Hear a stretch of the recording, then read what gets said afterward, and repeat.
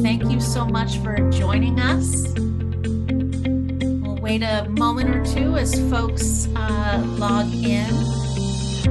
My name is Janet Rosbach. I'm the Director of Alumni Relations and Volunteer Engagement at Baruch College. And I'm especially delighted for today's webinar.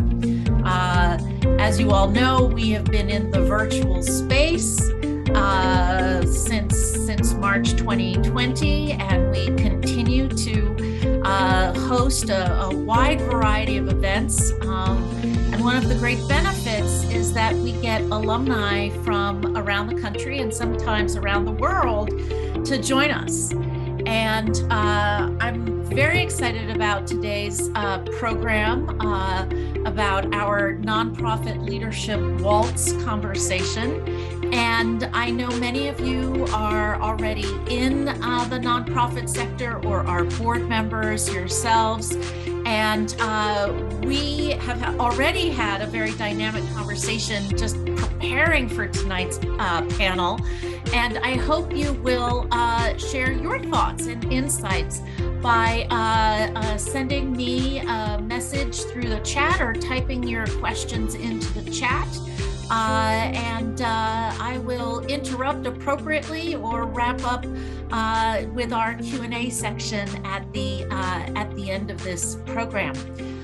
What has prompted our conversation tonight is that about a year ago, Dean David Birdsell of the Marks School of Public and International Affairs introduced me to Barbara Paxton from BoardStrong and said, I think it would be great if we collaborated on teaching our alumni about what it means to be a board member, to have conversations about nonprofit leadership, and to engage in a conversation about giving back through leadership, etc. And so this is our second program with BoardStrong, with Barbara. Last February, March, she gave a great sort of intro to board leadership. And we will do another program in the spring. So if there's any topic that's of particular interest to you within this nonprofit board and leadership space, please be in touch with me as well. So with that, I am just going to pass things right over to Barbara Paxton from BoardStrong and look forward to the comments of our panel. So Barbara. Thank you, Janet. This is great. I'm so excited to be joined by so many of you. So yes, I am the Chief Program Officer of BoardStrong. Briefly, our mission is to strengthen the performance of nonprofit boards. And one of the ways that we do that is through board recruitment and training and engagement. So that's just delighted to be with you. Today, we are joined by three amazing panelists.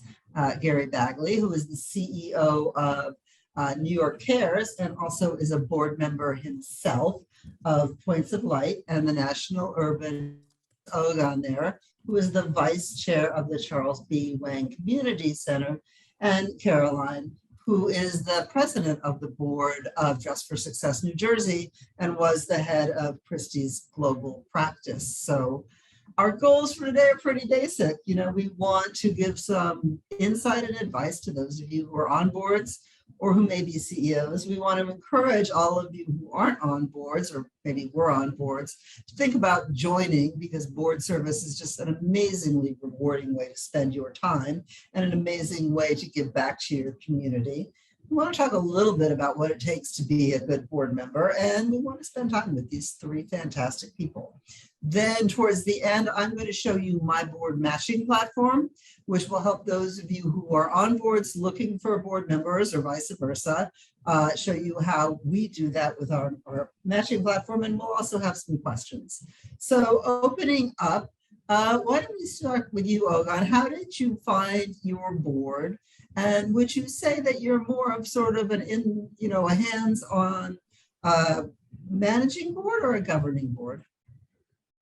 Okay, thank you, Barbara. Let me start by, I'm going to want to zoom up for a little bit here and just take a few seconds. I want to thank and recognize Gary's organization, New York Cares, and Caroline's organization, Dress for Success, for the work of their organization to serve the underserved in Metro New York. Because this COVID war we all went through, and we're still in it, we have more underserved. And for those who are underserved, there's more needs there. So I just want to thank you and recognize both of them in terms of meeting this challenge in a nonprofit context where typically these are organizations that are under-resourced, okay? So going back to your question, Barbara, I'll just start with, in our planning session, I was hit with that question. And I realized there's an interesting connection here because I'll say that my nonprofit service connection really started when I took an elective at Baruch College, community organization, in my sophomore year. I did my coursework at the Bowery Mission for a couple of months. After the course, the last 2 years at Baruch College, I volunteered and I worked full-time at a social service organization in the Lower East Side. And this organization is called the Chinese American Planning.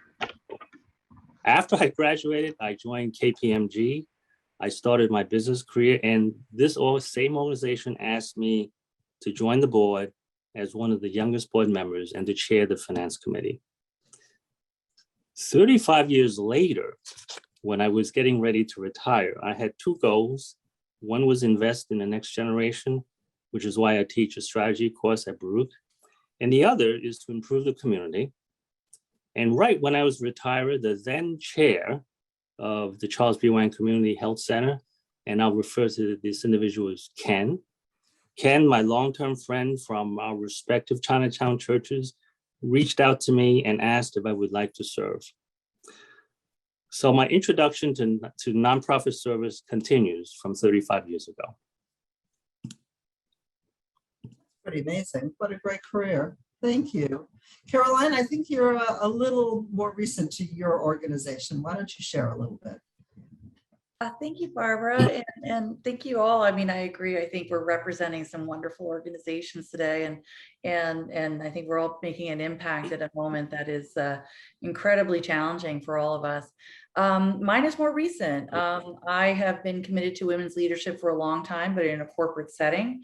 I had been given an opportunity as well, very young, about 15 years ago, in an associate board member capacity, where I got access and experience on a board as a young woman.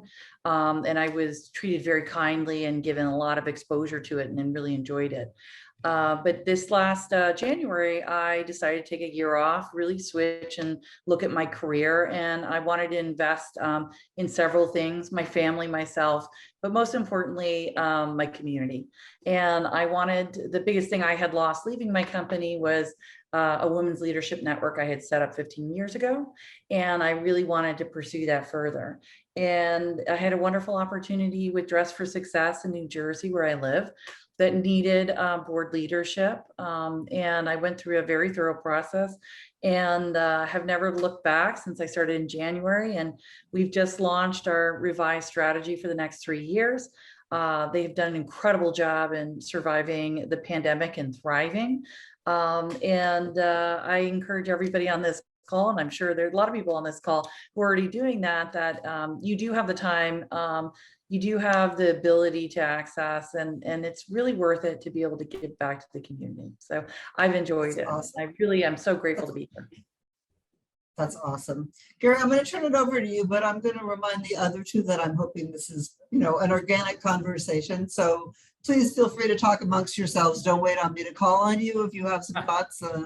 We want this to be more lively than a bunch of talking heads. So Gary, why don't you go with that aside? I was going to say, be careful what you wish for. Do you remember our planning call? We had fun. Anyway, we want to have that much fun here. Let's keep going. As Barbara mentioned, I'm Gary. I'm the executive director of New York Cares, and it's a thrill to be a part of the panel, and I come at it really from two angles. I mean, one thing I would say as we're talking about COVID and our pandemic response is it is a period of time when I've really seen the importance of governance and focus of governance and what a board of directors does. I had the good fortune to be incredibly well supported through that process. And and then also I come as a board member of right now of the National Urban Fellows, which is a really wonderful group. So, I started my journey in nonprofit by standing and teaching in elementary school classrooms. Now I teach at Baruch in the master's program, and a couple of my former students are here on the call.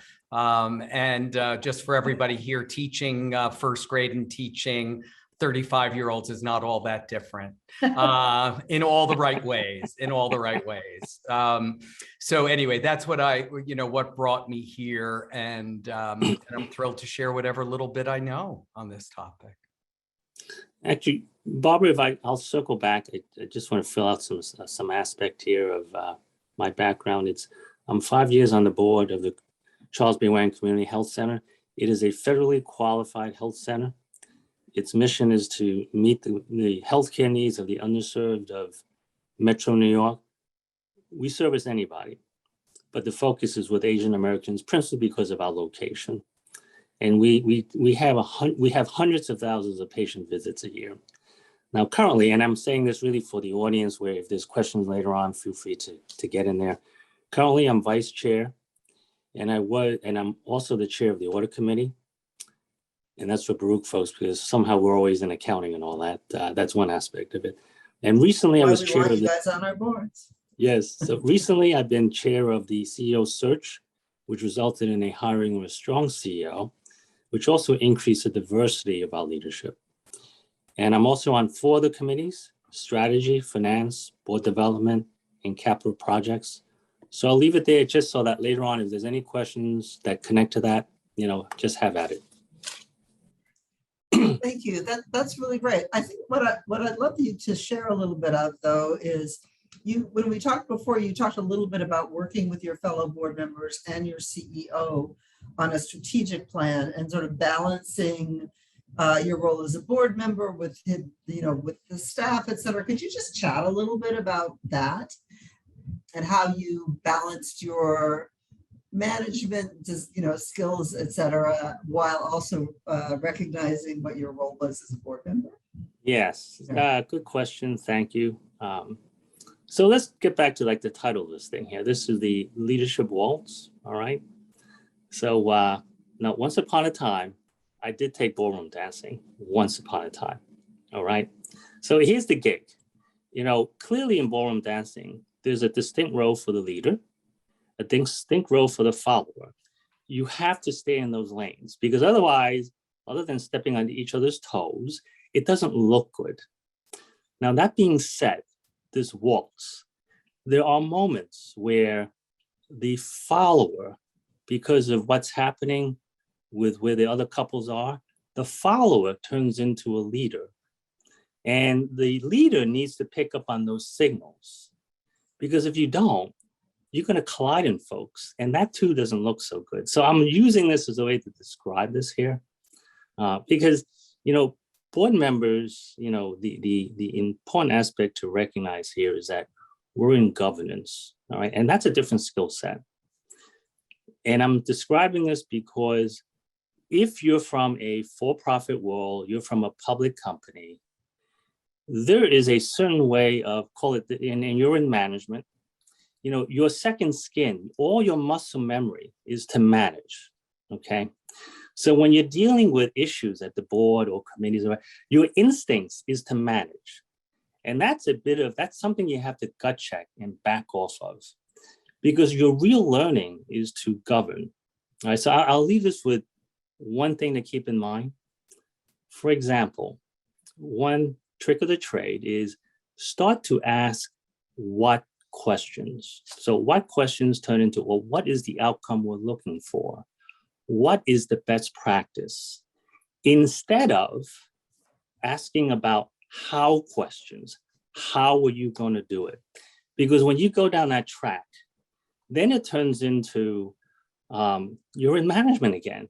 You're getting into specifics. All of a sudden, management starts to get defensive, and you get into a really horrible, call it rabbit hole, okay, is a collective group. So those are the things I just want to leave as a tidbit. It's an example of, okay, there is a difference between governance and being in management. You have to respect that. Both sides need to kind of work with each other on this because it does require some, call it conscious decision-making here. You have to consciously decide to be higher level, particularly in board dialogue, to be more strategic. And management needs to help there. Because if management gives answers that are too detailed, I mean, it just triggers a management, the management second skin, then you're going to dive in. Okay. And that's a hard thing to, it's hard. It's really hard. But nonetheless, it's a learning thing. It's a growing thing. So I'll leave it at that. And hopefully that was helpful. Again, one thing that you said, I reflected, one thing I learned to do as an executive director is I, of course, make notes of what I'm going to talk about before a board meeting, but I also make a list of things I'm not going to talk about.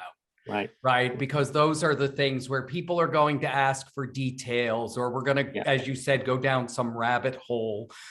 That isn't a good use of time. For most boards, if you meet quarterly for 2 hours, I look and I go, I have access to the collective wisdom of a group of people for 8 hours a year.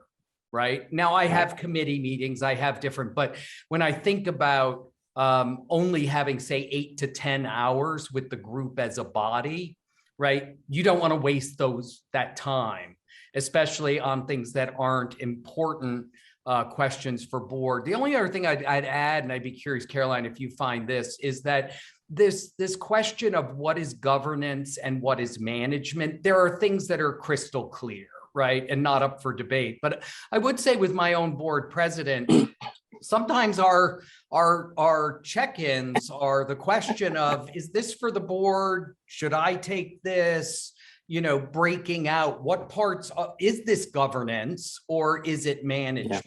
And if he and I can come to an agreement about that, then we know that the board and the staff and everybody else will fall in line because he and I are aligned. But it's not always so black and white, I'd say. I'm not sure if you find that, Caroline. Gary, I would completely agree because when I started with my group, everything got defaulted up to the board. And I started asking why are we, all the way down to like, do we buy this stapler or that stapler? And I'm like, this is not right.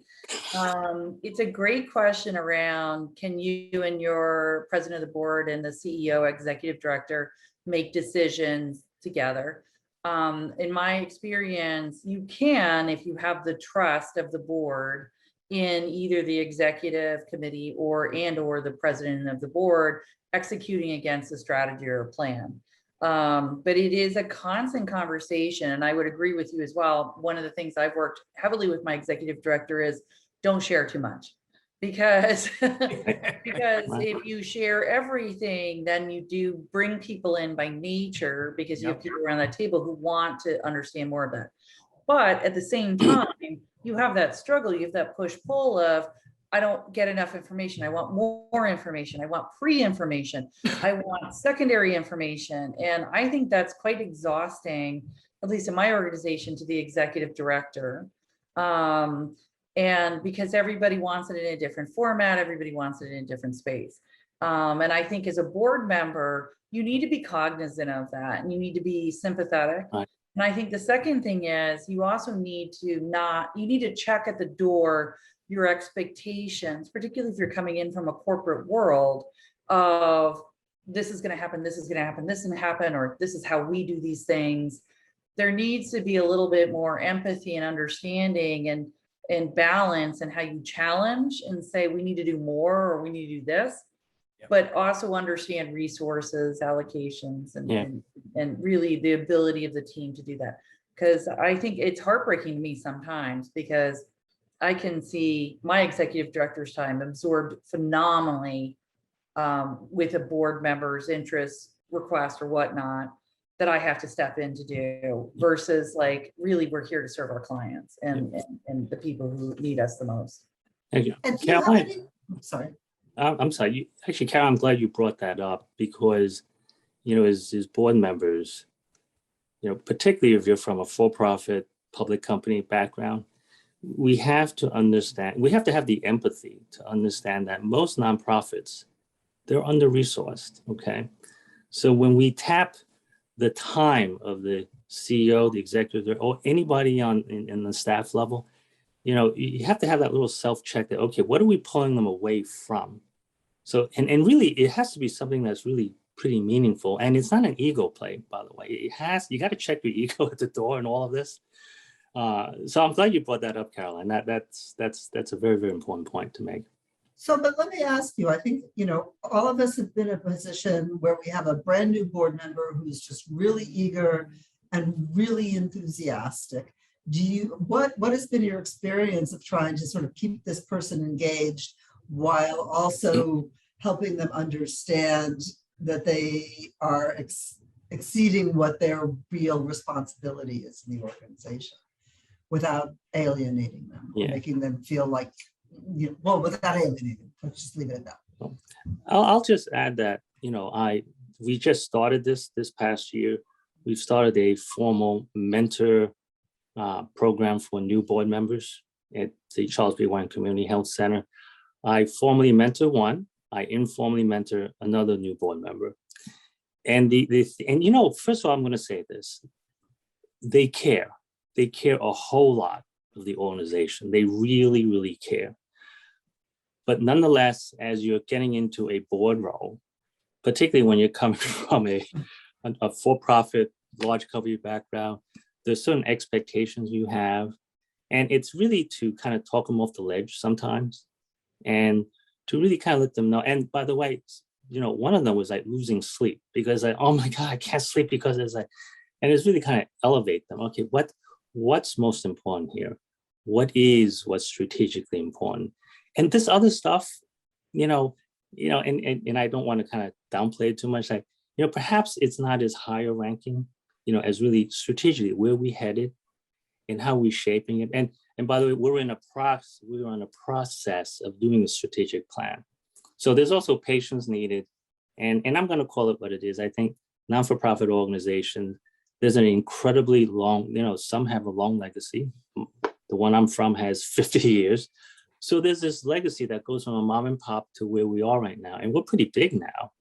So there is a growing pain thing that happens with that. And it's really just kind of moderating new board members and to kind of understand where they're coming from and to kind of have this dialogue with them without being like, I'm in a panic, but it's really that, okay, let's just step back, zoom up and look at the broader picture. And, I'm going to say that, knock on wood, so far that has been, it has been effective. I'll leave it at that. Great. And Caroline, your organization is not as established as his. He has an organization that's, serves 300,000 patients a year. Yours was more of in a transition phase. Did you have a challenge keeping people out of the weeds?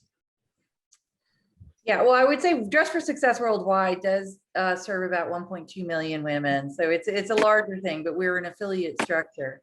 I would say what I resonated with Ogun said was that when you bring a board member on, what I'm learning from mine, and it wasn't a transition, and I'm working with my board, we had about 70% new board members. We had some high turnover around executive directors and previous board members. What I'm understanding is that people come on really well-meaning, really wanting to contribute. And it is a dance to figure out what that means. And I'm leaning more and more towards bringing people on to fill specific roles or purposes within the board. Whether that be and it could be a variety of landscapes that we're setting like targets for. But I think it really helped you once they're at that table, they know why they're at that table. They know what they're bringing to the organization. It could be that they have financial skills. It could be that they are a DEI expert. It could be that they're marketing. It could be for a variety of reasons, but they're sitting at that table with a purpose. And when we are discussing important things around the organization, that they have a role or a viewpoint that they, that they understand that they need to share and be a part of. And I think that's important. I think particularly because you're looking for, with boards, really highly successful people who do want to give back, but that brings all the wonderful things with it and the complexities with it. And so I think creating swim lanes for your board members towards a common goal, for me, is the biggest lesson learned I've had this year. Somebody early on, one of those moments that changed board management for me was somebody said to me, board members do two things. They find problems and they help you solve them, right? And so, my advice always to my colleagues is bring them the problem, right? Because if our instinct as a CEO, the first mistake we make is looking like we're totally buttoned up and we don't need any help, right? And that's what got you far in your career, is to always have the right answer. And your board is, first of all, legally obligated to be a part of this process with you. So you being all buttoned up is actually exclusionary unintentionally. So, I find that, with some of the minds that are sitting at that board table, for me to be able to, and it's important, by the way, that a board grant the CEO the ability to be this confident, to come and say, hey, I'm chewing on a big problem right now. Can I get your view on it? Right. This one, I think, might not be a problem for a couple years, but it's on my mind, right? And then I find that board members' desire to just give advice has turned into something more collegial. And so, I've often said, if somebody's kind of getting in the weeds, it's also probably an indication that I haven't given them something else that's really helpful to me to work on. So. I'll extend off of what Gary just, and on the other side of it as a board member, it's really a wonderful place to be when we can have a strategic dialogue. Is where we get caught up in all the defensiveness, the defensiveness that comes out of, and this is where the sword cuts both ways. Board members need to give some slack here, particularly if it's the future. I mean, there is no need to have a precise answer. I mean, for the future, right. It's okay not to be precise. It's okay to be within a reasonable level of likelihood. We're not gonna write it down on a sheet of paper and come back and hit you in the head with a hammer if you're off by a 0.1. That's not what it's all about.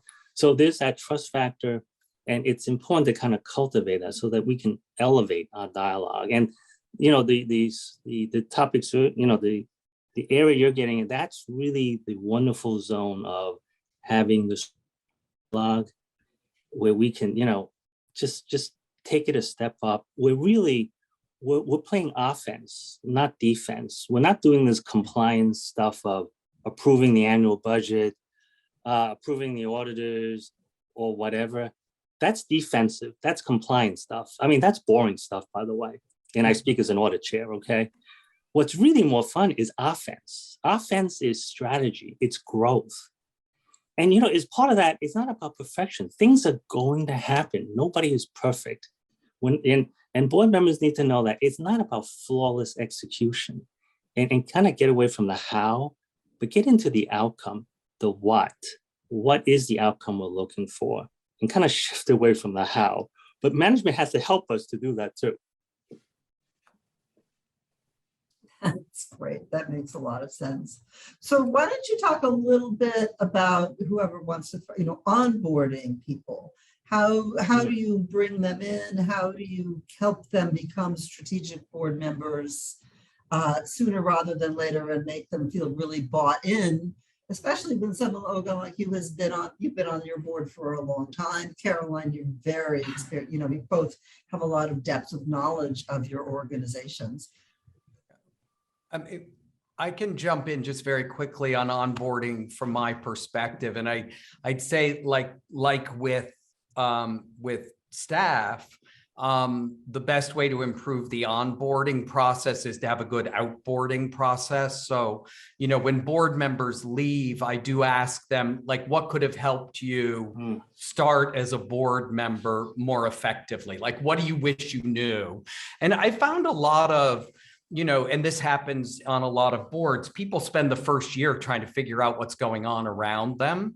And, you know, there are people with very definite opinions. So they're like, they don't want to jump in because they're like, I think I might sound uninformed, right? So, you know, I think one thing Caroline said is like the biggest success to onboarding is to have somebody start by knowing what role you're hoping they'll play right away. And then, you know, at that point, it's really important for me to let people know from an executive director's perspective what I look for from the board and also what I'm hoping to get out of the relationship with this particular board member. And then, you know, one of the things that I've picked up over the years is like all organizations are struggle with certain key tensions, right? That's normal. It's built into our mission. It's built into our stakeholders. And sometimes you can drop in a board meeting and wonder if it's 2008 or 2021, right? Because these questions are still present. They're present in the formation. So really helping board members understand what some of those big issues are and answering questions, giving history. I actually share a 10-year, like this is our 10-year strategic history. It's done in 10 PowerPoint slides. It's like a, you know, a slide per year kind of thing. Right. But just for people to understand the arc and the rhythm. And then I also believe in whether it's formal mentoring or not to make sure they're introduced to other board members. You know, I think, you know, the lunches and the phone calls are incredibly important. So that's what I do as an executive director. I would say, just from my point of view, I have an interesting point of view. I started during the pandemic. Right. I have a majority of my board who also started, who have never sat in a room together. And it's an interesting dynamic and they get along, but it's a different dynamic. In addition, our organization, and I'm still trying to figure out how I feel about it, has requirements for anybody who does want to become a board member to do a prerequisite engagement with the community. And it's a variety of things. It's attending, because we're virtual now, it's attending different events and then volunteering some time so that when they do join us, that they have a sense of what we stand for and what we do. And I'm, you know, I'm still, and I'd love to hear what my other panelists and also the room feels. I'm mixed on it. I do understand the benefits of it and why they do that. But I also wonder, maybe would that have been better once the person is signed on the board and this is part of their, you know, part of their onboarding and kind of engagement with the organization during their first year. You know, it's I would love any advice possible here. Well, I'm not sure if this is advice, but it's kind of another perspective on this, Caroline. And you brought up the aspect of role, which is actually very important because at the health center that I'm with, you know, we are on a federally qualified health center. So we have to follow, call it federal guidelines. So there is a requirement for community representation. There is a requirement for expertise. And there's a certain limit of how much, call it the pharmacy industry, can have representation on the board. Okay, so that's a conflict of interest issue here. So, but nonetheless, in terms of roles, what we've learned is, and we've been doing this for the last few years, and I still remember my good friend Ken was saying that, you know, again, the first year, you're going to just volunteer on. You're going to volunteer. You're not going to be on the board. You're going to sit on committees and learn about us. And you're going to get know more about us, and we're going to get know about you, because from that, we'll make a much better informed decision a year later. And you know what, initially, and actually before he asked me, got to that point, I was like, you know what? I don't know this health center. I don't know what I'm getting into. So really that wound up being like a perfect thing for me personally to get into, because, there's risks associated with being on a board. So that really wound up being an excellent opportunity. And we've been doing this for the last few years, where spend a year, volunteer on board committees. And now we have more, we know each other a lot more, right? Management can see how this volunteer is, and this volunteer can kind of see how management responds to them or how they fit. And preferably one day when we, connect on with more mentorship there, that, okay, they can ask the board member, okay, what's going on here or whatever. So we have the year, and after the year is really the mentorship. And that's really deliberately designed via a new process that, okay, let's have some better transition. And the really cool thing is, for example, I'm a mentor of a new board member who's in the medical dentist advisory committee. Okay, now, and I know medical stuff from nothing, okay? But it really wound up being an interesting connection, because we can share different views. I'm learning from her and she's learning from me. And net at the end of the day is to, kind of help both of us be better.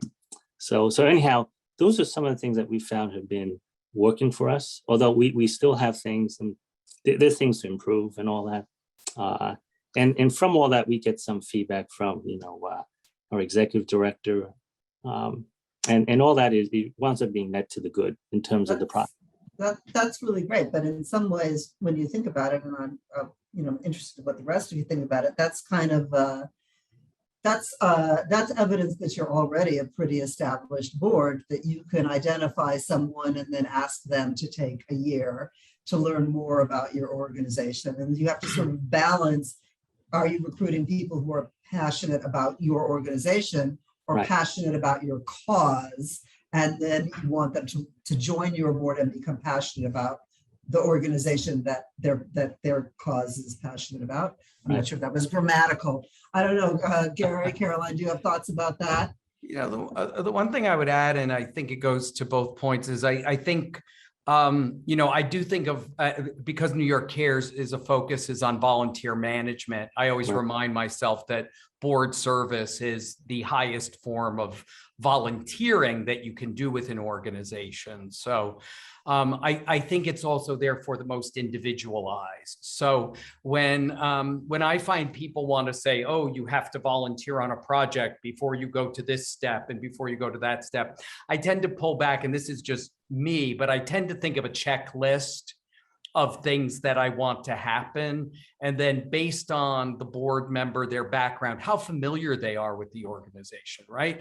If somebody says, oh, I know this great person, and they're getting to know New York Cares, that can take 18 months before they get near actual coming on the board, because they also have to learn who we are, right? They have to have a good experience. I get people who, come to me who have been volunteering with us for 15 years and then are also at a point in their career. So they do know our work. So I would say people have wanted to get more rigid about requirements, and I tend to be more flexible and want to make sure everything on the list gets checked, but really kind of specifically with the person in mind. I would love to try your idea, Ogan, of having a year of committee service, because I do think it'd be a time to really show your chops, but I'm here to admit we're not there. Actually, I before I forget, I do have a best practice suggestion. You just kicked off an idea, but I want to hear from Caroline, okay? Oh, I was going to answer one of the questions that came in through the chat, so I can do that after you. Okay. One best practice to consider, and this was invaluable to me when I first volunteered in my first year. The CFO in one of the finance committee members, give so-and-so the red book. And I was like, well, what is this red book? Well, it's a book of the organization, the history from the beginning of 1971 for the next 35 years. And when I read through that book, I mean, they had, it's the beginning of, we started as a street fair on Mott Street for a weekend. And the founders realized that this is not a weekend affair. This is going to have to be, we got to keep doing this. So all the names, all the photos, all their background, their history, it's like board members, staff members, executive. I mean, it was all there, and is a that is a really good tool. Now today, the problem is this: that Red Book is so good that we're running out of the Red Book. Okay, so and we've got it like it's expensive to do a republication, but nonetheless, I would recommend that organization if you have, it's a cool way for new board members to really deep dive into the organization and know the individual, so that when they go into committee meetings, it's not totally from ground zero first. Okay, so two of you mentioned you're watching the chat. I'm not, I'm moderating here. But if you want to bring in some of the subjects, please, Caroline.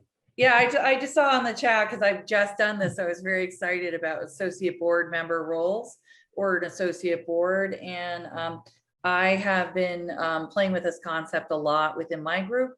And I have just introduced, and we're going to pilot this year, 2 associate board member roles. They're at a targeted younger age to empower women at an earlier age to be able to come onto a board. We've got them sponsored, so there are no barriers, and a corporation is sponsoring their kind of dues to the board. And I have structured it in a way where these 2 individuals will rotate through all of the committees, and there'll be 4 committees, and they will act as secretary for the head of that committee. So they learn how it works, what each committee stands for, and they're mentored by that individual for that time period. They each get I have 2 because I want them to run one fundraiser. And for us, it's an annual walkathon. It's done globally through Dress for Success, but it's a great way to dip your toe in, to be creative and understand how you can optimize a fundraiser. We're going to assign them each a board mentor. And the idea really is to give them a fulsome view and experience, which I got very early on through an early board sponsorship I got, to understand how it is to be on a board, to be mentored through a board, and to really feel confident sitting there at that table. It's a non-director, so it's not voting, but that they are able to participate in our meetings and anything that is not directly related to voting. And I feel, particularly as a woman who was given this opportunity very early on, and I sat at a table with all men, and they were very kind and very nice to me, but I think it's a space, particularly for women, that you don't get invited into that often. And as an organization that's here for women empowerment, that it means a lot to me to be able to do that for others. That's great. That's really interesting, Caroline. I think switch topics slightly. I'd love to hear a little bit more about your recruitment efforts. I think we all know that as boards and nonprofits now, we are under really the realization there are people in communities that we serve that have not been given a seat at our table, whose voices have not been in the room. Sometimes we're making decisions on behalf of communities when we have no one in the room representing them. And I think we've all been increasingly active in trying to bring those voices in, even though those people don't necessarily know our organizations all that well or even have any board experience. And I wonder how you all have been thinking about that. Gary, you're smiling. Yeah, thinking about it all the time. One of the things that's so incredibly important, right, is that the board, and I think it's one of the dances that happens, and every person that comes on a board changes the composition, right? But part of a board member's job, or of a board's job, is to make sure that the viewpoints of all stakeholders are considered seriously, right, and taken seriously. I think a struggle as a lot of organizations grow is the board is also a resource engine, right, for the organization. And so at a certain point, I think a lot of boards are going through this now, is you're trying to figure out how to incorporate more authentic community voice within the work. And I think we all learned this, it's what we all know with everything we're doing around diversity, equity, and inclusion, right? Diversity is one thing, inclusion is another. So one of the things that I think it's intentionality, right? If you're going to start making this move and really focusing on having more authentic conversations, it has to start with the board chair. You have to say, this is where we're going, make sure that everybody's aligned. And then frankly, boards need training on how do we make sure we're just like we do with staff, right? We're doing equity training. We're figuring out how to have authentic conversations. So what I would say is it's incredibly important, and don't take it for granted. It's not just finding 3 people who are from the community and want to serve on the board, because that will be a very dissatisfying experience for all concerned. So there. I know, can you tell I have an opinion on this? So do I. Okay, and you mentioned earlier as well that you're working on diversifying your board to you know, do you have thoughts on this topic? Well, I'm vice chair, but nonetheless, you know, in terms of appreciating the board, you know, our board has worked out very nicely over the years because we're kind of built in, because there's a certain amount of regulation we have to connect to on this. But nonetheless, I mean, I hear Gary a lot. And the wonderful challenge for us at the health center is really, you know, what's our strategy? I mean, we are building a huge facility in Flushing. I mean, roughly, right, it's doubling our capacity. So is that not going to change the makeup of our patients, you know, as a whole? You know, one could say probably yes, okay? And that being said, we need that discipline to really, you know, we just need more discipline on the front with the rigor that says, okay, here is where our patient mix is changing, our demography is changing. So therefore, we need this representation, but we do have to be careful here. Because it's not just fitting the diversity, just check the box. This is really, we really, number one, does this person really care about the organization? You know, and we have a year to figure that out. But nonetheless, you know, it's not like snap your finger and here it is, this is the answer, we're done. This will take time, and it does require some discipline here to move into that, to that next level. Thank you. That makes a lot of sense. So, cool. All right. So we have a couple more minutes here to discuss, and Janet would not forgive me if I didn't bring up the topic of money and contributions and balance of time, what we call time, talent, and treasure, or wealth, wisdom, and work. You know, I think that if there are people here on this call who are not on a board, probably one of their bigger questions is around what I would say are myths about how much financial contribution boards require. And, you know, sort of the challenges of the diversity of,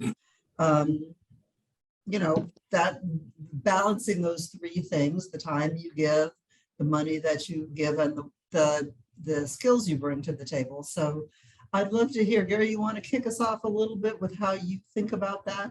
Sure. You know, somebody had told me a while ago that it's important to have a very clear give-get, and because it gives something for people to react to. But the way we do think of it, and I think it's really important for boards to kind of have metrics around this. And somebody once told me if 2/3 of my board met the financial requirement that was on paper, that was probably good. Right.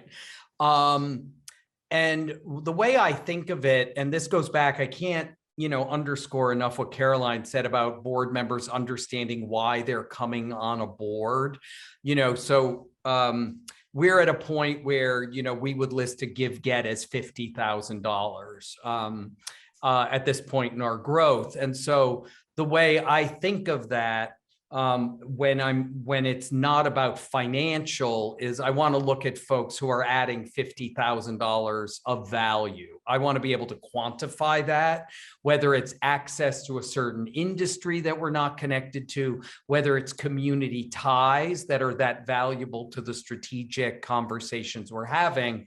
And I want, therefore, the board member to know this is what my contribution looks like, right? Some of it is in kind support, some of it is my financial support. I do think one of our jobs, and it's an important in any conversation with any organization where you might be a board member, is one other thing we want is people for whom our organization is your first or second priority as a board, right? That, you know, because there do start to be connections of board member to board member, and people want to be on the board because Caroline's the board president, right? And that starts to happen, and some people are willing to write a check to make that happen, but they're also taking up a valuable seat. So really understanding what are the other charitable commitments, what does giving significantly look like for you, and then if you don't understand your contribution to the organization when you join the board, it can take you a very long time to join the conversation in a meaningful way. So those are a few thoughts.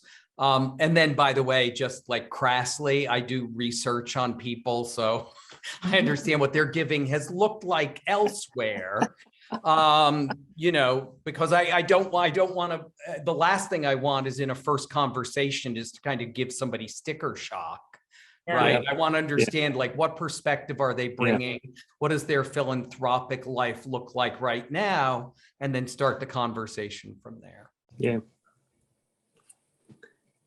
That's great. I have a question. Yeah. Oh, sorry, Carrie, just to that point, it's the biggest thing I've been wrestling with since I started with my organization.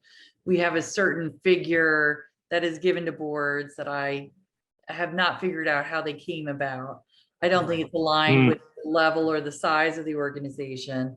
And it creates more problems than solves them, because it's not really representing something I think people are able to achieve, or B, that I can quantify and work or whatnot. And so I would say anybody, I think half the challenge is, and I think your organization is so stable and it's been around for so long and it is so big. I think for smaller organizations, understanding, you know, I think it's the role, and then the monetary space that person is contributing. And is a delicate dance to be made, but one you have to, and you have to be very transparent around. Yeah, and I have to say, just jumping in, it's non-moderator, but board member and et cetera, is I think that what we need to look at is first is our, you know, do we have a give-get? Is it arbitrary? Is it a barrier to the kind of people that we need in the room? And it's not only members of our community, it's not only a diversity of voices, it's also, you know, skill set. I mean, Ogan's organization has a requirement that people with medical expertise, for example, there are many boards that have nobody on the board that has expertise in actually what they do, because they have this arbitrary give-get that people cannot make. And then the second thing I would encourage organizations to think about is, you know, is that figure so significant to your budget that you're beating people up for a small amount of money that's alienating them, that's making them feel guilty, when really you want their skills, you want them in the room, and your constant like, well, you haven't made your $2,000 yet, is actually alienating them and keeping them from feeling. Or you have a specific role saying like, here because I need a finance person, and you're filling a seat where I need you as a fundraiser. And, you know, all I need to know is that you're calling up sponsors or doing that type of work for us, or actually bringing it in. Then I think that goes back to what role are you playing while you're sitting there? Yeah. It is interesting, I would say, that we for years did not put a number in writing. And we were actually reacting to pressure, you know, when somebody would say was from a corporation and came forward and said they wanted to join the New York Cares board, basically at the company, they'd say, well, how much is New York Cares going to make you give? Like they wanted that number. It's also interesting, as I think, and you guys are pointing out, that there's the strategic growth of the organization, and New York Cares is heavily funded by the corporate sector, which is unusual. We're about 50% corporate. And so even from the very early days, a huge portion of our board came from finance and law. Right. And so the get, the kind of contributions people made, what we expected of time was based on the careers of the board. And so honestly, as we've sought to and done an okay job of starting to diversify the board, bringing in more diverse voices, the number is less of an issue. It's more of a starting point of a conversation, but I have to say we would have never set a number if we didn't feel forced to do it. I'll share a different perspective on this, from the healthcare arena. Once again, it's a regulated environment where they do insist on X number from the community. Now, that being said, there's two conditions that clearly I still remember ringing my ears. The then chair and now the board development chair still ringing my ears that two things again, not one thing, two things.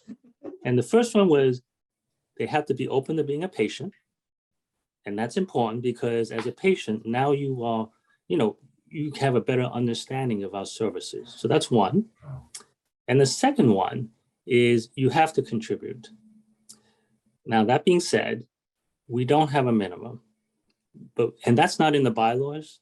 The bylaws don't say contributions have to be a certain minimum, but we do say you have to contribute whatever makes sense for you, because we do have members that they're in their early 20s. They just started their career.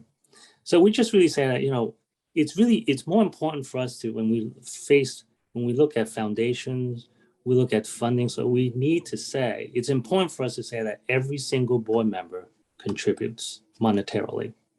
Okay, so we kind of leave it at that, and that is our context. I'm not saying that that is the case for everybody, but that's our context, and and that I would say has been a very successful formula through now. Have any of you ever met with an individual for a board conversation, and then through that conversation realized that they wanted to be more of a volunteer programmatically or operationally with an organization? Do you have roles for folks who want to be volunteer, but without a philanthropic contribution? Absolutely.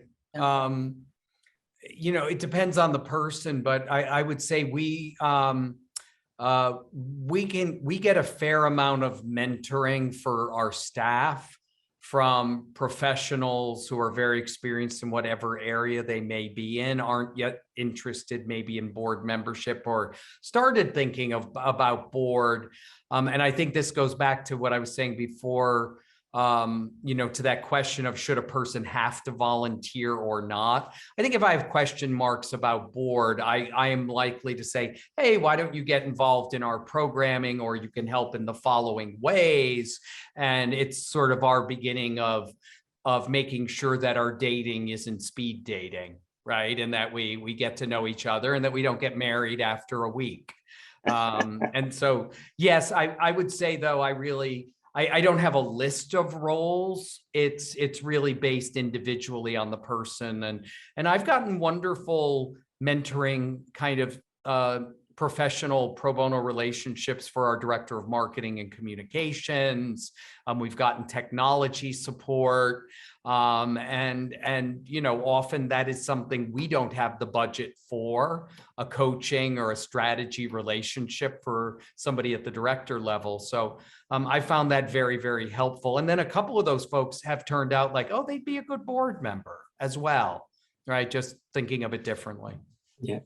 I think, Gary, to your point, it's I've had board members who joined and wanted to go back to the organization and wanted to go back to the volunteering and being closer to the mission. Right. Board work is very specific. It's not always that fun. It is looking over financials. It is doing good for the organization and the structure and the best practice around it. but it might not Yeah. be what an individual wants, which is, oh, I want to be working directly with clients. You can still do that as a board member, and you can volunteer time incrementally. And I think it is, and so we have just restructured ourselves. We launched this Sunday, where we are really kind of understanding big pathways within our organization, where, you know, volunteers who do have time on their hand, they might be retired, they might be, you know, shifting, where we could really use somebody who wants to kind of be closer to the organization and hands-on in a leadership role. And we happen to have that because Dress for Success relies almost completely on our volunteer base. It's a very volunteer-driven space.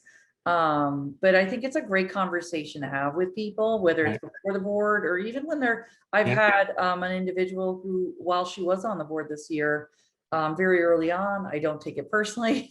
It was just not the right fit. And I hadn't brought her on. I don't know how she came on. And it was a really positive, wonderful conversation. And she's still a part of the organization. So it's not a, you know, I think it should be very fluid, and people should be very open about where they want to be and be able to move back and forth as it fits their lives. Yeah, and Caroline, I like the term you use, you know, being very fluid, because what we think, you know, how it actually winds up doesn't necessarily be the same. So you know, I brought on one new board member, and you know, actually, I first started by saying, you know, do you folks care about, you know, in our community, healthcare, you know, for the underserved? If you care about that, then all right. So that opens up the door. And by the way, you know, I'm well prepared that in this 1 year period of time, which kind of eliminates the quick 2-week elopement, okay, that Gary talks about. But like over a year, that if you find it's not your cup of tea to be on the board, it's okay. And therefore, what you have learned in this year, there's other things you can do. I mean, it's absolutely okay. So it's very fluid. And though I have to admit, I'm not sure we all have we as a total board, we have all standard processes on this. But that's more like, you know, how we as a board, we function together. We're very congenial. We work together. And we kind of share good stuff with each other. And by the way, what really hurt us from at the COVID thing going remote is we cannot have dinner together. That is killing us, okay? We can't have dinner together and share stuff. And that is actually, you know, that's a long missed thing. So one day when we could break bread together, it's gonna help these types of things really kind of coalesce together. You know, one interesting question that came up for me as you guys were talking, and I think it's important, as we talked about this sort of transitioning of a board member, right? That, you know, I consider it part of my job to keep former board members engaged in our work as long as they would like to be, right? Now, some organizations have a formal structure like an advisory board that you step onto when you step down from the board. But, you know, just about every board member who has been on our board at some point during my 12-year tenure, I had lunch with a former board member just today, right? Who's still engaged. And, you know, how your passion and your time evolves doesn't mean that, like, if you love the mission, there's usually a way you can be involved. And then just like anything, if you're just fried and you need a year away, like that's my job to call you in a year and see how you're feeling now, not let that go on forever. But, you know, to see, you know, because the energy you brought to building the organization to the point it is something we value. And if we can keep it close, we want to. And, you know, so anyway, I think it's also an interesting question around that fluidity, because it's such an incredible commitment somebody makes as a board member, that, you know, you want to kind of keep that energy around at whatever level's appropriate for everybody concerned, as long as you can, in my view. Actually, sorry. Yeah, go ahead, Barbara. Well, no, I would love to finish this up and sort of move on to our next part, which is how you find a board. I actually have a couple questions, Barbara. Can I toss you a couple questions before we jump into that? You're in charge, Janet. There's just a question earlier that was about corporate sponsorship of boards and corporate sponsored board members. and sort of the chicken and egg of, does a corporate sponsorship come with a board seat, or as an individual, do you come with corporate funding? There seems to be some confusion about all of this.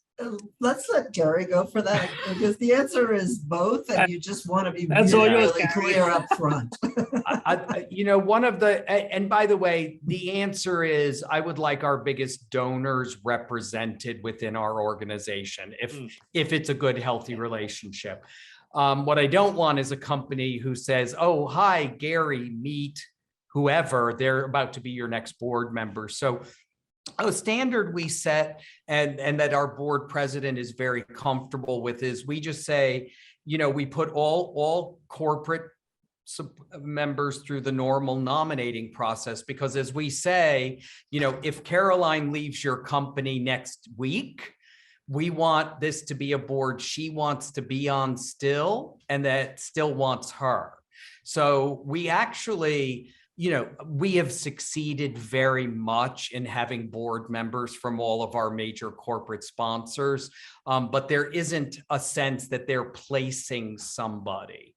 One of the reasons we actually articulated the give-get is we wanted a company to know, if you give us $50,000, you don't just get to pick somebody and put them on the board.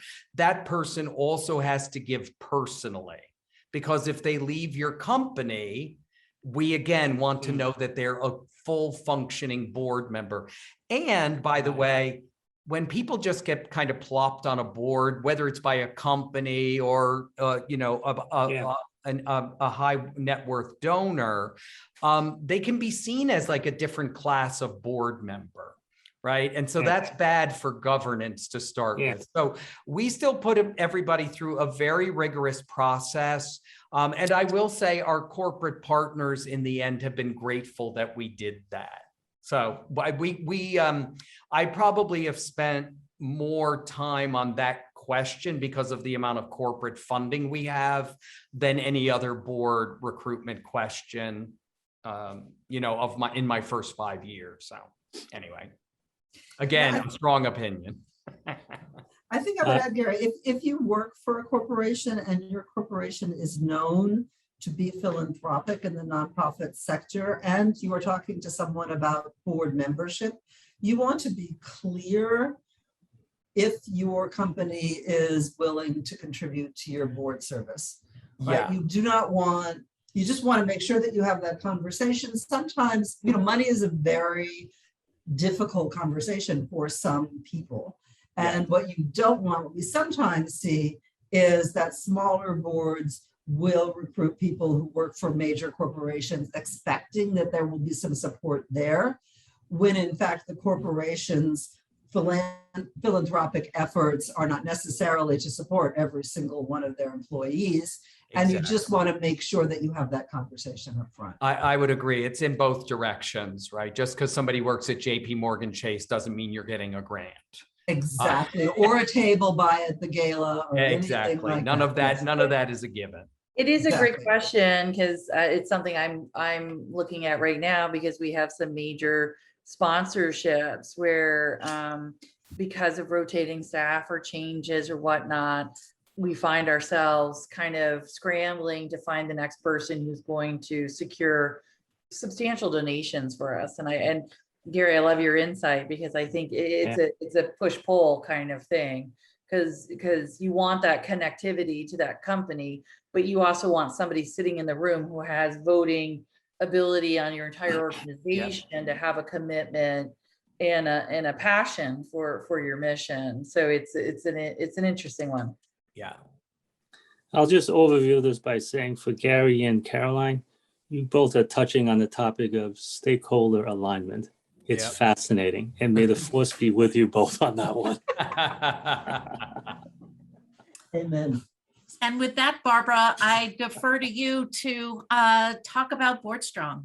All right, we're just going to spend a few seconds here, and then we're going to move to some more questions. But we know that some of you are interested in joining boards, and so we wanted to just show you how this platform works and answer any questions you might have about this. So let me go to sharing my, whoops, hold on 1 second here. Let me just make sure that I'm starting at the beginning. Okay. Sharing my screen. If you can't see that, let me know. Let's just do this. So as I mentioned, part of our mission is to strengthen the performance of boards, and one of that is to help organizations find board candidates and vice versa. So this is our platform. We have been doing this for 20 years, but this is, we have a platform called BoardNet that some of you might have seen, and also one called BoardStrong. We just launched this platform a couple of months ago, hoping that it answers sort of the needs of organizations and people to help really find one another. So, you come to BoardStrong, you register. You need to make sure that if you are to register as an organization or as a candidate, because that will take you to completely different places. And we're going to go through the candidate here. So you're an individual looking to find a board. Once you create a profile, once you create a login, it will take you to create a profile, asking you all sorts of questions. The stuff here that you see on your left about your name, your phone number, your email address, that will all be confidential. What they will also ask, as you see here on the right, ask you about your skills. So, are you an accountant? Are you in banking and finance, et cetera? Again, this will help you find organizations that are looking, say, for you who live in New York City and are interested, and who are looking for people in banking and finance, and vice versa. Down here, you'll see the question, why do you want to serve on a board? If you are going to do this, please be a little creative around answering this question. You see the way I've answered it. This is actually kind of a dummy account, but I basically narrowed myself down. I want to be in an arts organization. I'm interested in drama and visual arts. I'm interested in good governance, and I was once a banker, right? So that way an organization looking for a new board member will be easily able to sort of see, am I interested in this person? What does this person bring? If you leave this blank or answer something like, I want to bring my skills to a nonprofit to help them, it will be harder for the organization to identify you as someone that they think would be really great on their board. You don't want to make them work hard, I guess is the short way of what I'm saying here. After you have created a profile, what you want to do is you want to go to the place that says My Experience. That will give you a chance to enter your education. Where did you go to school? Where do you work, etc. And then also don't forget to fill out your interests. So here you remember I said I was interested in an arts organization. I've checked arts. You can check animals. You can check as many as you're interested in. I think, we talked earlier about having a passion for a cause or an organization. You don't have to be passionate about only one thing. You can be passionate about a couple of things, and you don't have to be so narrow that you're like, I am interested in human services that only serve X population and X. It can be broad. You can be really interested in an organization, but you do want to narrow it down. Again, you don't want people guessing about what you're interested in. And then once you have filled all of that, then you can search for a board opening, and you go there. We see a list here of board openings, organizations that have posted board positions on this site, and you can go through and click and look at the postings. Also, I ought to point out that there's something over on the right over there second that's called Good Practices course. If you are interested in learning more about what it takes to be a good board member, a little bit about what the laws are and what the expectations are for board members, then that's a 5-part webinar. It takes about 45 minutes and give you a good grounding in things like the duty of obedience, care, and loyalty. And if you don't know what those are, I highly recommend you take the course. And there's a little quiz at the end, which us all being type A personalities will all be interested in acing. You can also, so you saw the list of postings, you can also then go to search. So here you'll see I just entered Queens County. I can enter city. Up here I can enter, again, I'm looking for an arts organization or a human service organization. This has given the organizations that serve in Queens County, which is, you know, the borough of Queens. And you can see the organizations here have been able to enter a variety, you know, the number of different counties. So they serve in the Bronx, Queens, etc. Again, you'll click, you'll read the posting. They'll tell you how many meetings a year, where do they meet, what time of day, do they have a financial expectation, etc. And then if you're interested, you just click the I'm interested button. And you can send a little note to the organization saying, you know, I saw your board posting, I'm interested in learning more. They will get that note. They will not get your name or your specific contact information. It will remain anonymous. Unless they are interested in you, then they'll go back and click, I'm interested in you. And you'll both be open to each other and you can start communicating just on regular email. You don't have to keep communicating through our platform. So I was talking fast. Anybody have any questions? We do have a question from Jerome here, who's asking, are all of these postings, are all the boards seeking volunteer members? And Jerome, if I could unmute you, can you explain what you mean by that? He's not. Greetings all. What a wonderful program this is. Thank you. It just so reminds me of how special Baruch was in my life's history. There are some board members of organizations that are paid, honorariums or otherwise, for participating on a board. That was one of my questions. What I didn't add was, are your boards strictly within the New York area, or are they national or international also? Thank Okay. you.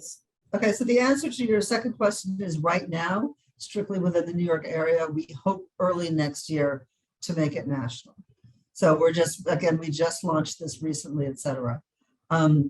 With respect to whether there are paid board members, it is indeed not illegal in New York, and we're, you know, not illegal or forbidden to have paid board members, but it is rare in the nonprofit community. We want to, you know, there are protections that one has if you have an all volunteer board around liability, et cetera. In addition to which, if you have paid board members, there's sort of an embedded conflict of interest with respect to, you know, what's the best interest of the organization versus what's the best interest of your job, not to impugn anybody in particular. So in general, and most of the country, and definitely in New York State, it is very uncommon to find paid board members. One of the, except perhaps in hospital boards, where the chair of the board might also be the chair of the hospital. And similarly, what we've discussed before was with reference to a large donor indicating who they want to sit on your board. It also creates a problem of the board member feeling an allegiance, feeling that they have to follow what their employer wants to see in this field and actions rather than otherwise. Well, and Jerome, I would, sorry. No, Gary, hi. One of my views on corporate came from, I think, one of the first motivators for making sure corporate donors had a seat on your board was that it also engaged them in governance. So it meant that their gift was probably safe because they had somebody, who was aware of the financials and the audit. And there had been so many nonprofit scandals that I think that was actually a motivator early on. It's grown past that, but I do think that's where it started. Thank you. Yeah, I mean, I think back to that, the New York State nonprofit law, in 2014 was really enacted to make every single board member sign a conflict of interest form every single year. Oh, yeah. which really brought to all of it just brings to everybody's attention, like, what is the conflict?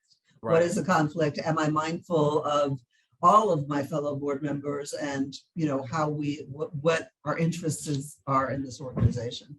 So pretty rare to find organizations, Gary, anymore that aren't pretty much on the up and up, I guess. We had a couple comments about organizations with founders on their boards. Does any of you want to touch that with a 10-foot pole? Well, I'll touch it with a 20-foot pole. Okay. So we do have two founders, all 1971 vintage, wonderful people, and I've got to know them very well. And I have to say this, the thing that rallies us all together is the question, what is in the best interests of the healthcare center long term? I mean, we answer that question very quickly. So yes, there's the aspect of, as a founder, you started as this is your baby. It's mom and pop-ish. But I have to say that what pulls us all together is what's in the best interest of the health center. And that at the end of the day, that's all that really matters. Hopefully that was some answer to that question. No, we're a kind of interesting case because we were founded by a group of people who were experiencing obstacles to volunteering. And so I always say, in sort of a very corporate way, none of them ever decided to run it. They somehow figured out a way to hire an executive director. And if that was a part-time person, then a full-time person. So our executive directors have never been directly founders, but we've had founders on the board of directors because that's where they were. So we still have one of our founders is still a board member, and she's a wonderfully contributing board member. And I will tell you, she has an ability to look at this organization in a new way, every year. And so but I do think that needs to be managed because it's about the conversation, right? And whoever's on the board, whether they were a founder or not, has to be able to advance with the best interests of the institution in mind. And that can be a challenge if you're a founder, right? It's just, you started it, you love what you started, and we know this in any company, if it doesn't grow and change, it dies. Like, that's it. So we used to do it this way. Can be Well, very challenging. Right. But can I also mention that there are organizations, particularly arts organizations, that might be founded by an individual who is a visionary and is charismatic. And you might, Alvin Ailey, Martha Graham, these are founder-driven organizations. And if you join an organization like that, that person will have a larger voice in the strategic vision of the company than one that isn't. And that's probably why you want to join it. You find that, but that can also have that could be a completely separate session. So let's not go there. And I would say, as I don't have a founder, I mean, we definitely do. Nancy Dubin is the founder of Dress for Success. We don't currently, at least in our affiliate, deal with that. But I would say that I have two minds of this. One is you definitely do have, even on the board, people who've been there a long time who say don't want to change or feel that they are aligned with maybe an original or a past view of what the mission was. And I think if the pandemic has taught us anything, was A, that the world can be turned upside down in a moment. B, if you don't move quickly with it and aren't nimble with it as a nonprofit in particular, you ain't going to survive. And 3, to stay relevant, you got to keep moving forward. And even with the strongest founders' vision, we're moving so fast generationally, and where everybody sees value or what they want to go, you really have to push your limits. And I think it goes to some of the conversations we had tonight. It goes to reducing barriers around diversity, age, gender. Like, the more diverse group you can have around a table to talk about what you're doing, the better off your nonprofit will be. Exactly. I'd like to go back to the conversation about having community members represented and how to not have 2-3 tiers of board members. How do you go about if, for instance, they are non-contributing? Or let's ask that question. Do you have non-contributing board members or are they all sponsored? If that question is on the health center, so Sure. every single one of our board members, they have to contribute monetarily. There's no minimum. Every single one of them have been sponsored. Okay. Yeah, I mean, I guess what I would say, and please anybody jump in, is you have to start having these conversations before Right. you start to bring diverse people onto your board. You have to, and if you have to bring in a consultant or someone who specializes in helping you have these conversations because they're uncomfortable for some of your board members, do it. It's well worth it. It's not only for your board, but just for your active engagement as a person in our society as we are evolving. And back to the question of should every board member contribute? The answer is yes. I mean, I think anybody who thinks that there are people out there who cannot contribute to your organization is speaking from a place where everybody can contribute something. They can have a bake Right. sale. They can go to their neighbors. They can post it Yep. on Facebook. We are a philanthropic culture. I mean, and Yeah. so every person in this country is accustomed to the idea that part of their service to a nonprofit organization is monetary. Actually, if I may add, like for example, younger board members that are from the community, well, there's one in mind that, well, that person as a baby was a patient of the health center.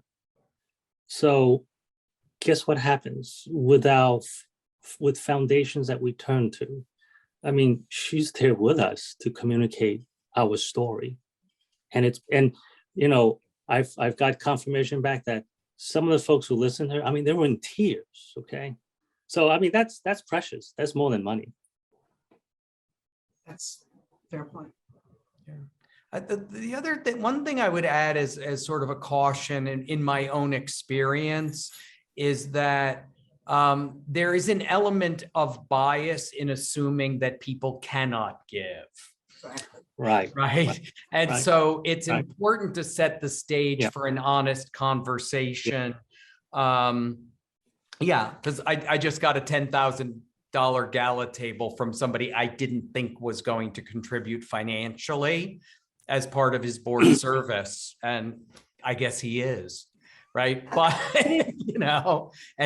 again, it was my bias in the relationship that thought, well, that's not probably going to happen, right? So. Yeah, I think it goes to that concept of being fluid with your board members. And I'm really struggling because I'm a new board president with, we have a minimum per year, we have a target for donations, we have expectations for working and times. And, I come from Christie's, it's an art business, and I ran sales teams and specialists. And what I say to my board is my specialists played different roles. I had some people who were the high academic and they brought the real background of what we were looking at in the art. And then I had somebody who was like doing deals all day long. But if they didn't all come together, it wouldn't work. And I think you need to have the space and mind that you're kind of orchestrating that and pulling that together and making everybody feel comfortable at that same table. And the concern I have is, and I've worked through it, is if you don't manage it well, and if you don't care for it, and if you're not transparent and open about it, it gets toxic fast. Yeah. And people feel like, oh, I put in all my time and they don't do anything. Or somebody's like, I write a big check and they don't contribute. And it really can waste a lot of, as Gary said, like a lot of time. And I don't have a perfect answer. I'm working through it. So I welcome any advice. But I do think Barbara's view that this is not to be underestimated, and that to bring in somebody from outside your organization to help you, because things do change, right? There are board meetings where everybody's like, okay, we're behind, everybody get out your checkbooks. And that's not appropriate anymore, right? Yeah. And that used to be that function might have to happen, but it's not going to be the board president at the board meeting, right? Yeah, and I think it's also being compounded in a dramatic shift in how nonprofit organizations are raising money. Yeah. And the concept of the gala and the tables and the big event are dramatically shifting right now. And none of us know if we're going to go back there. And so what is it replaced with, and what does that look like? And I think that's for your next segment, Barbara. There you go. For our next conversation. It's like a cliffhanger here. That's right. That's the sequel. And we're not going to know, because I mean, I just met with someone who, they were very excited to have their live gala again this year, and they just decided not to because of what's going on now. So we're going to be scrambling for a while, everybody, and it'd be good to come back in 6 months and look back and say, what have we learned about that? Well, we Caroline, just might do that. Caroline, thank you for being very transparent about that. Thank you. Yeah, that's awesome. Incredibly. I have one question for you, Barbara, about BoardStrong, about can nonprofit organizations post to BoardStrong, and is it only for 501c3 nonprofits? No, all nonprofits, 501c4, definitely. If you're a cemetery association, you can, but I'm not sure how successful you'll be. But yeah, there are 29 different kinds of nonprofits, so you're all welcome to try. Great. But Great. definitely 501c4s are also welcome. Wonderful. This has been an incredible conversation. I thank you all and ask everyone to give a little clap emoji for our great panelists, and Thank you, you guys. all of whom are Baruch alumni, among the great talent of our Baruch alumni. And Barbara, it's always wonderful to have your insights and expertise. To all of our alumni, I direct you to our calendar of events. We're going to have a great conversation about water and the future of water next Wednesday with a few experts. This conversation was inspired by Hurricane Ida and all the water that came down. And we invite you to join us for that. We will be having a roundtable of Baruch alumni who are chief financial officers, including the chief financial officer of Planned Parenthood, who is also a Baruch alumnus. So that will be coming down the pike shortly. And I look forward to perhaps we will do a part 2 in 6 to 12 months. I think it would be really wonderful. So thank you again for joining us, and have a wonderful evening, everyone. Hi, everybody. Thank you so Thank you. much. Thank you. Can't wait for the sequel. Yes, excellent. Bye.